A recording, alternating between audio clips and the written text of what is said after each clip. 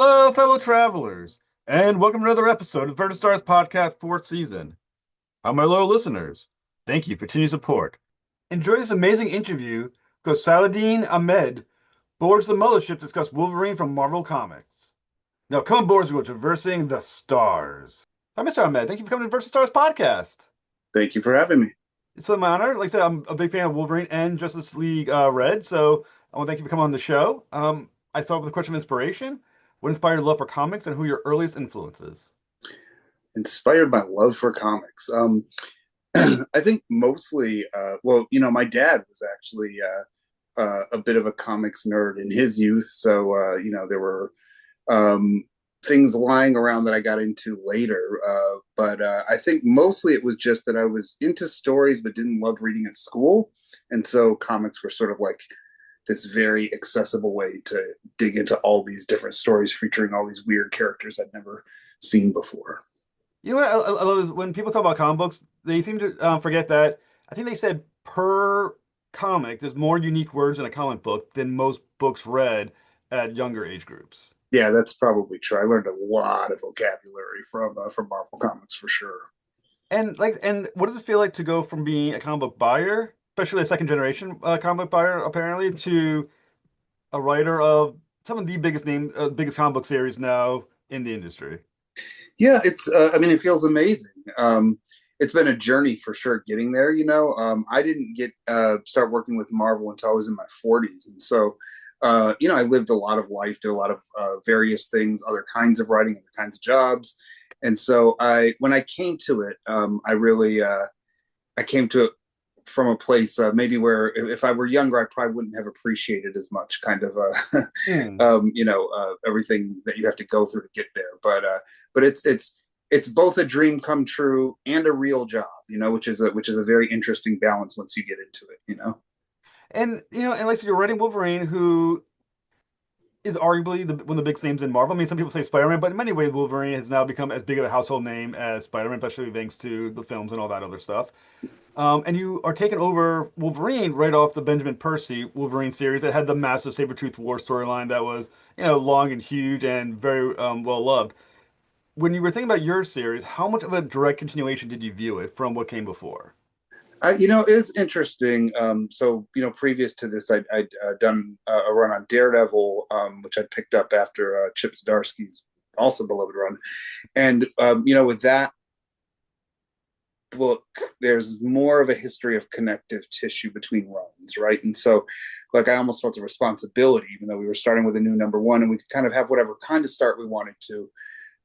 It felt like connecting made sense with Mm. Logan because he is such a, like, as you're saying, right next to like Peter, kind of like the iconic one of the two faces of Marvel. Mm. A new number one with him to me always feels like we should be starting fresh for new readers to a degree, and Mm. so my balance there was like, of course, the comics fandom being what it is, most people picking up a Wolverine number one probably already know who Logan is and probably have read other Wolverine comics, but there's always going to be those people who are coming in fresh. And so I sort of tried to lean into some of the older stuff going back before Percy's run, but going all the way back to the 90s in some cases, right?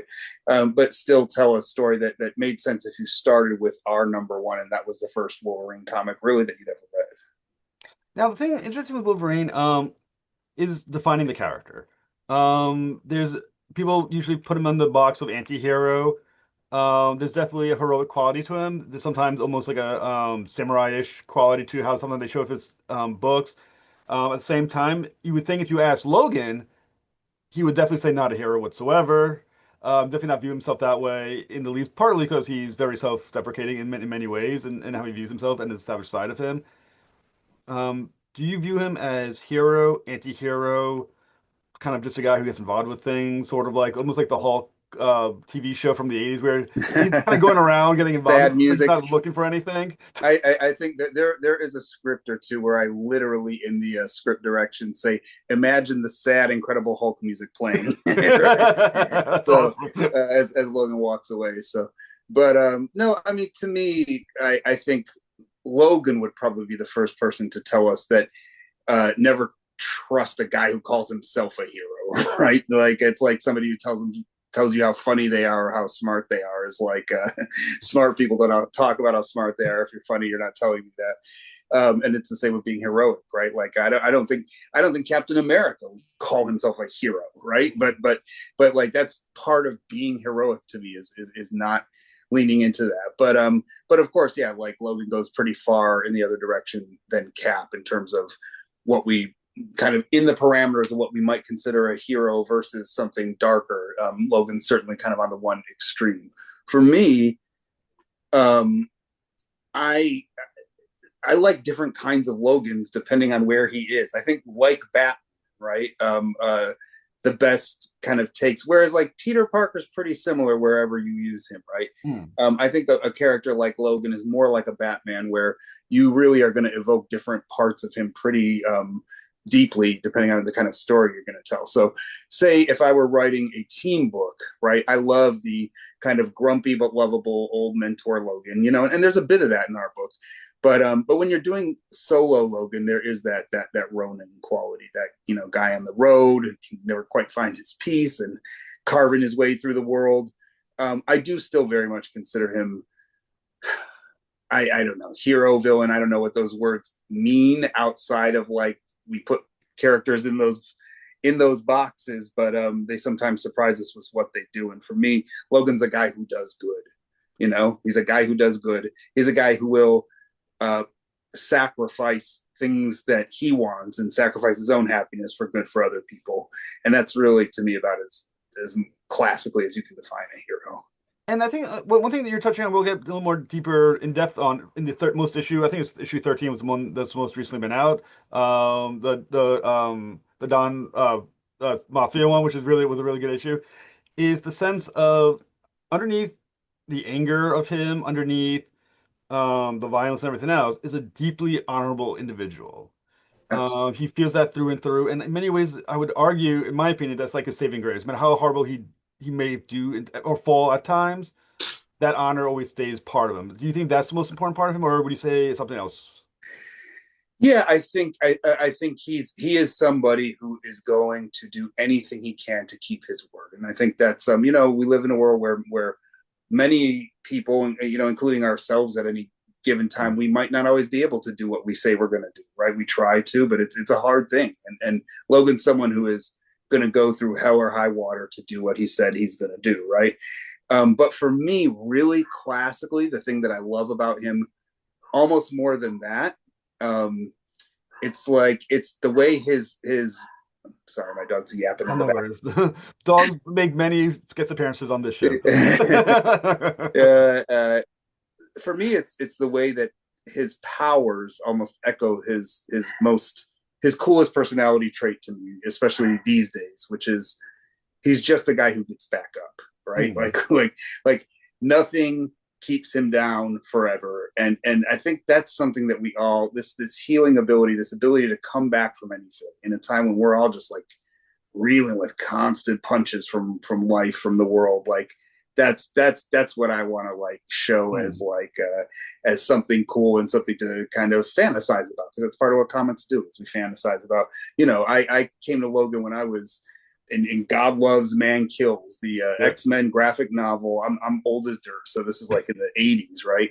And I was in grade school, and I was a runty kid myself, right? And like, here's this guy who's like canonically 5'3". It was very important to me to have Martine draw him as short every time, right?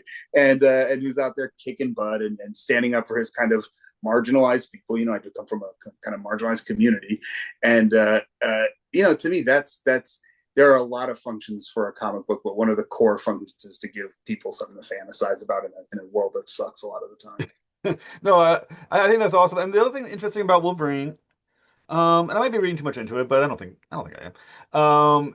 Is when they talk about the savage side of Wolverine, right?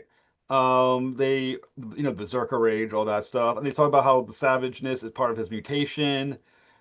I wonder, is it as much as part of his mutation, or is it as much the amount of trauma this guy has dealt with for 100 and 130 years. I mean, I mean, just in your run alone, seeing his, with issue with his mom or what he thought was his mom turns out not as being. I mean, there's a lot of trauma going on with this guy. I mean, how much is that just deep anger from the life he lived, and how much is what do you consider the mutation side of him? Yeah, well, that's the flip side of what I was talking about with the healing, right? Is he's a guy who just always gets back up, but the reality is every time we take a punch, and I've got lines about this even in the book. It's like just because he has a healing factor doesn't mean he doesn't hurt. Right. And so like what's it mean to like get stabbed and shot and electrocuted and burned alive and you know like every other Tuesday,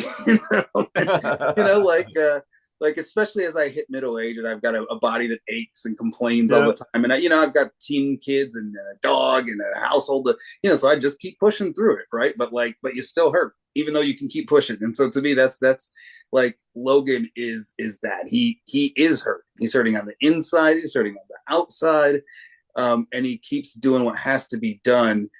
But I think there's a way in which we can sometimes celebrate that. Like it's got to do with masculinity, right? I mean, I was raised with a very certain era of a very, kind of like toxic idea Yeah. about what being a man meant. And part of what I do thank the internet for is what a lot of people are complaining about now is like, just breaking some of that down. And like, I look at what my kids look at the world like and how they just have a much broader sense of all that stuff than I had room to ever have, or I would have liked to have it when I was young. And so to me, Logan is like the kind of thing I got told a man was, right? He does what he has to do. He keeps going. He doesn't complain, but he's a healthy version of that, I guess. Right?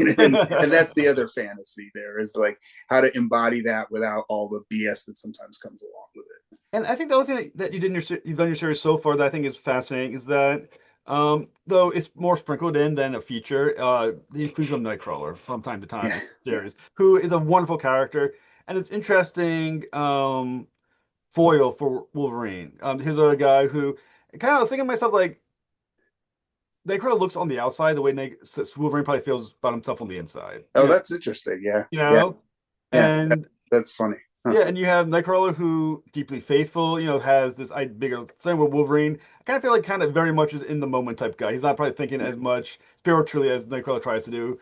But I think still is a very interesting pairing. Why do you think that pairing works so well?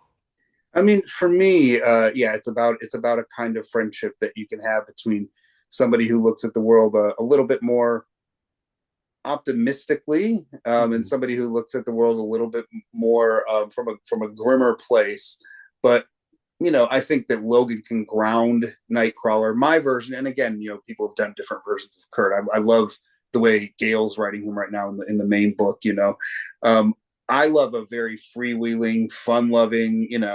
I used to be in a circus, Kurt, and who's going to try and cheer Logan up most of the time, right? And Logan is going to ground Kurt. And to me, I like to write those kind of friendships where people, almost like in a relationship, where people sort of bring something to each other and kind of, at least while they're together, change each other a little bit for the better. I actually am just fresh off writing readers won't see it for a little while, but a vacation issue. It's like a Nice. one-off issue with Nightcrawler and Logan like going on the town, and it was a blast to write that dynamic. So So, cause I think they're a great dynamic together. And you said Wolverine can ground Nightcrawler.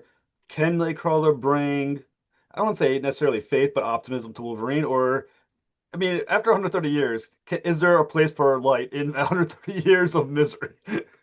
I think there is. And to me, like Logan is again like I think the worst version of like hard nosed, gritty, realistic masculinity is like everything's terrible, everything's dark, everyone will betray you.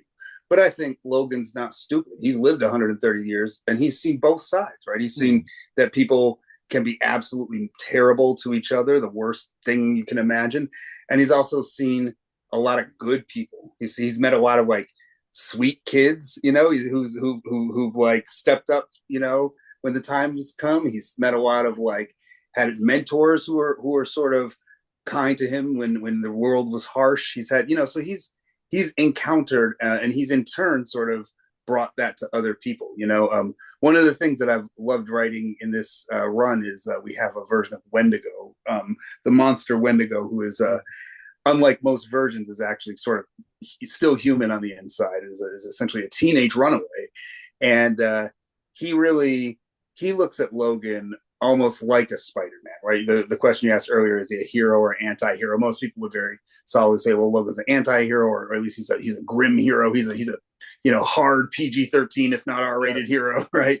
But like, to Leonard, the Wendigo, Logan's the guy who found him in the woods and saved him, right? And so we've done this very weird thing. I don't know when this will come out in relation to the podcast, but we're doing this weird thing called the Age of Revelation in the X books, across the X books, that kind of show this glimpse of what things might be like 10 years in the future after things go really fucking nuts. And one of the things is Leonard has taken Logan's place as Wolverine, but he has a very he's like the friendly neighborhood Wolverine. And so I do think that like Logan, he's probably very tired from being around so long, but I don't think he thinks the world is just sort of all doom and muck and mud and blood. I think he knows there's light out there, and he knows there's happiness out there, and he finds it. Sometimes he finds it in a beer for 2 seconds while he can have his buzz.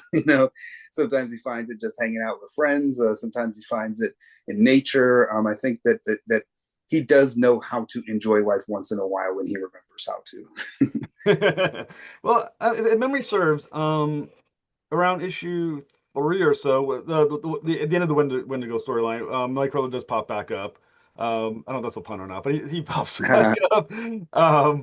And he basically kind of talks to Wolverine, who has kind of isolated himself in the Canadian forest woods, and basically is like, should come back and all that other kind of stuff.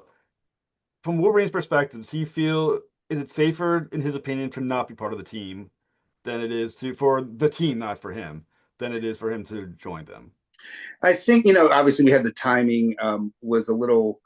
This is one of these things where, like, I think the first few issues of our Logan run sort of took place a little before the team really comes together in the main book, right? But the idea is basically that, especially in Wolverine's, as we've said, been hurt a lot, but the fall of Krakoa was something genuinely new, I think, right? And so I think it felt like the final nail in the coffin of the, like, we're humans, we're mutants, we're fighting, we're this faction, that faction, right? It was like, after that whole dream kind of died, he was like, I'm done, right? I'm gonna go run around naked with some wolves, And so, but of course, Logan's a person. He's not a wolf, right? He's not a Wolverine. He's a people are always mad because they're like, shouldn't you be running with Wolverines? But it really doesn't make for great visuals. Wolverines are solitary animals, but anyway, he's a human being. He is a pack animal, but his pack is other people, and so eventually he does have to kind of come back to the social, and we sort of square that circle a little bit with another upcoming arc that's kind of about him still in the woods, or coming back to the woods that he comes back to so often, but kind of acting as a sort of I don't want to give away too much, but a little bit of a leader to a group of folks that sort of explores that dynamic that you're talking about, that social versus the isolation thing. But as far as the X team, I mean, the way we always imagine these books taking place is like, if Storm's got a solo book, right, on Monday she's in her solo book, on Tuesday she's on the X team doing stuff, right? And so, to my mind, that's been Logan, in his interaction with the team. He'll always be part of the X team, no matter how much he goes off and then sulks. See, the other thing, a couple alerts went in my head when he said he's going to be a leader of a band, a group, because Wolverine's history is that no one tends to do well on a team with Logan for any length of time, whether it is animal or person. No comment. I think with Logan, again, like, it's a different. You know what you're going to get when you buy a Wolverine comic, and it's something different than you're going to get when you buy a Peter Parker comic. And part of what you're going to get is fucking bloody tragedy. And I think the question and the execution is in the details, right? And so we've got some cool twisted turns for people. But yeah, there's some sad Wolverine times coming up, unsurprisingly. Well, I think one thing that I really like about Wolverine, in my head, I kind of compare him to Batman, Yeah, as far as a character who's so versatile. You know, I mean, Batman fights in space. You're like, all right, he fights in space, fights for the Justice League, he fights street level. No matter who he fights, it just kind of can adapt. The character adapts well to that new environment. I kind of feel like Wolverine's the same way. Depending, no matter what the story is, Wolverine as a character adapts well to that kind of new storylines, right? yeah, I think so. Um, so, what kind of stories do you feel though are most iconic, like a Wolverine, no, for a Wolverine story? Do you feel he's better the street level, like as I'm trying to think like more like maybe like the Don Logan story that you had. Is he better, on large scale story? Like, what do you think is the iconic Wolverine type story? Yeah, I mean, I think like Batman, it's a mix. I think if you isolated Batman and said, "Oh, he's like a science guy, right?" Or he's a detective, or he's a street vigilante, none of that quite feels complete, right? And I think with Logan, if you say he's a science experiment that's escaped, right? If you say he's a samurai without a master, if you say he's a animal that doesn't know if he's a man, all of those are true, but any one of them doesn't get the whole picture, right? And so certainly in our run, I've tried to like address some different parts of it. I think for me, the challenge is like, well, what setting does he fit in, or what mode have Hmm. we not explored with him that makes sense, right? I didn't want to go back and do like the 800th Weapon X story, right? And so um, for me, that was actually about the mythic, right? And so we Hmm. have this nemesis that we've only sort of started to see in the book called the Adamantium. That's an ancient spirit of metal, kind of the spirit of metal itself, as it were, right? Hmm. And this very mysterious ancient occult power that's been exerting influence over various figures from Logan's life that had adamantium in their body. It sees adamantium as a sort of false metal, right? As a sort of a heresy. And so Logan's going to get roped. He's already for one arc sort of had a taste of this, but in a bigger, more mythic way, he's going to get roped into tangling with stuff, that is almost the opposite of street level, right? That's big and Hmm. epic, and not epic in there are different Wolverine epics too, right? Like Percy's Sabertooth War was like a perfect epic of one sort, right? Hmm. We're doing something different that's like more mythological, more arcane, more occult, and feels like new territory for Logan. But as soon as we started to put him in there, it made sense.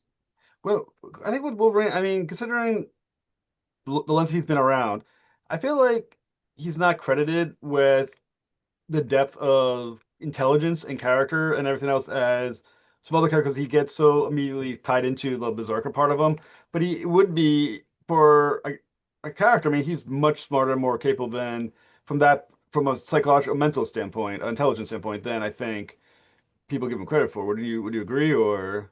Yeah, I think so. Although he's not somebody who wears his intelligence on his sleeve, I think there's a mistake in comic book, and it comes from like the kind of trying to like put scores on everything for every character, right? Is like, well, what is his intelligence score? It's is it he's not Reed, right? But it's also like intelligence, just to my mind.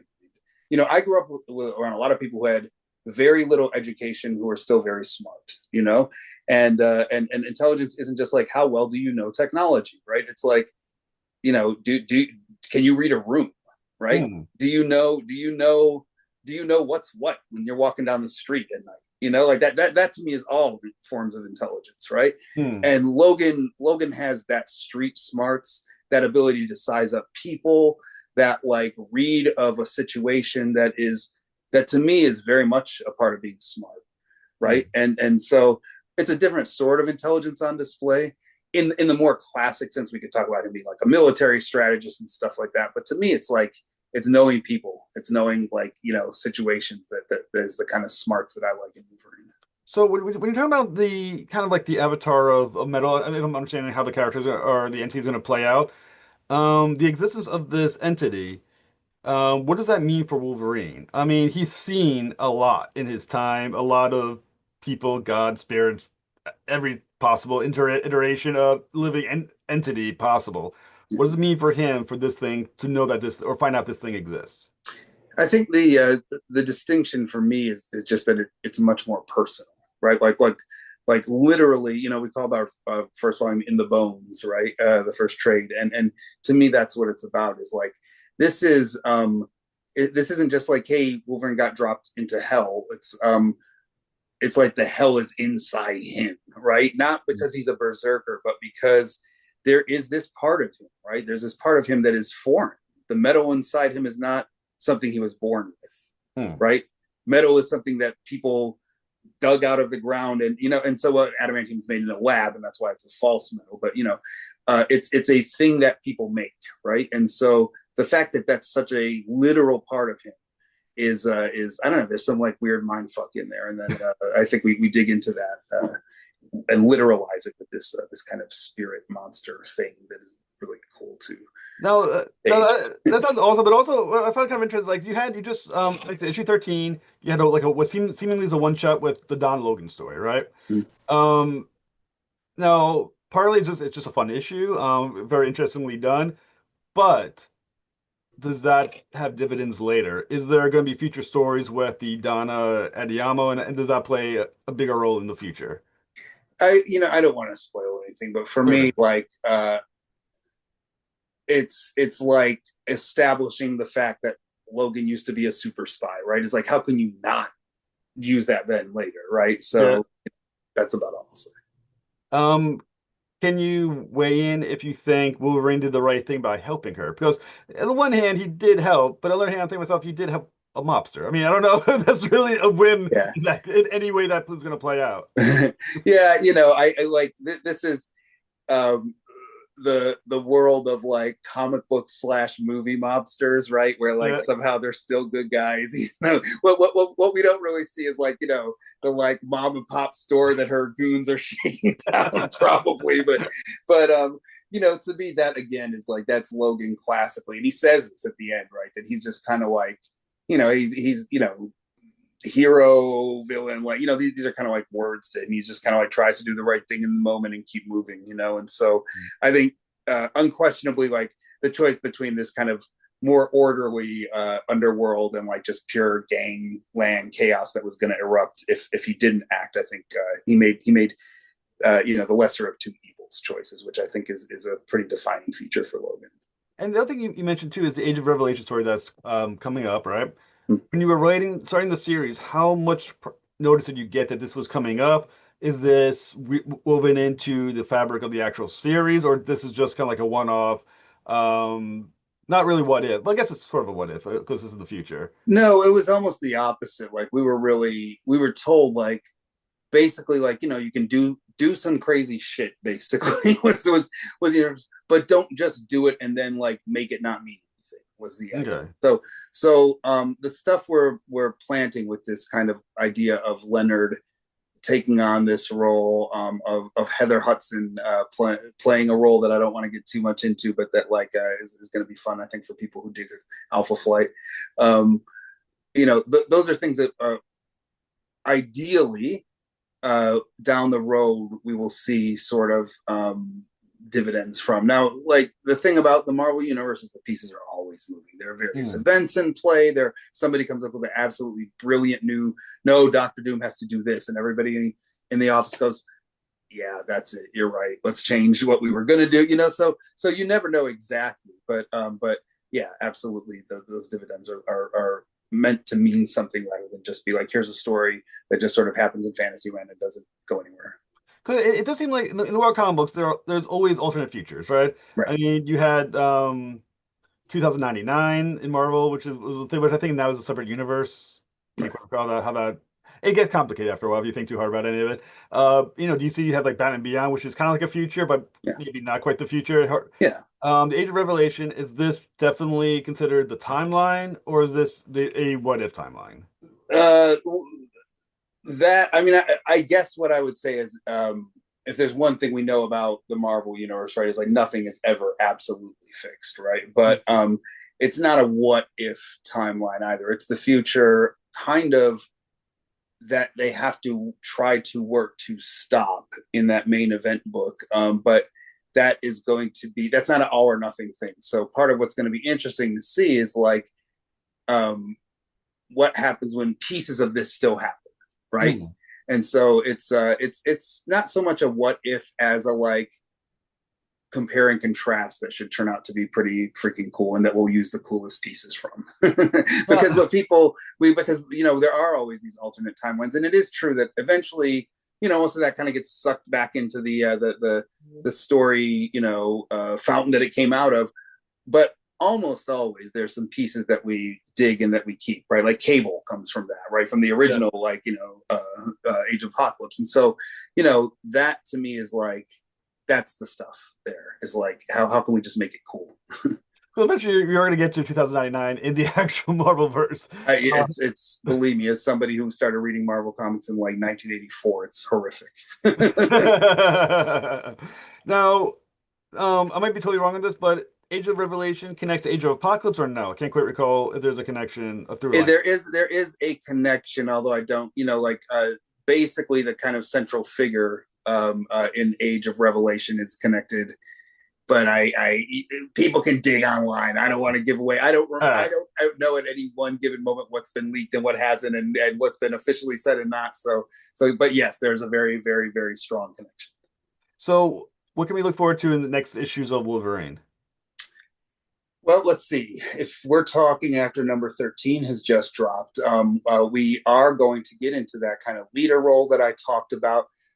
There's a romance that I'm kind of into, and so I'll always love shipping, as it were, a couple of characters, and so we've got Logan with a familiar, less a familiar face from his past, but a familiar face from the Marvel universe that I think is going to be pretty cool, and we've got this kind of this local almost sheriff arc of him protecting this smaller community, but it goes some big crazy places from there, and we'll sort of go from that into the big and the mythic, and without giving too much away, the adamantium, which we've gotten only glimpses of so far, will Mm. be back in an epic way. So what else? What's next for you? What else are you? I know we're doing. You also work on Just League Red. We'll talk about one day.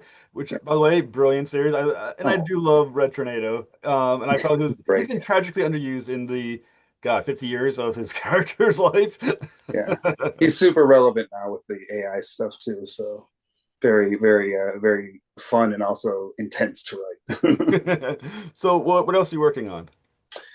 Well, God, I don't know that there's anything public right now. That's the problem. Is I think that the Logan book and the Justice League Red book are the only things that are out there announced right now. But I'm always working on 8 million things at once. So basically, keep an eye on your comic book solicits, your comic book news sites.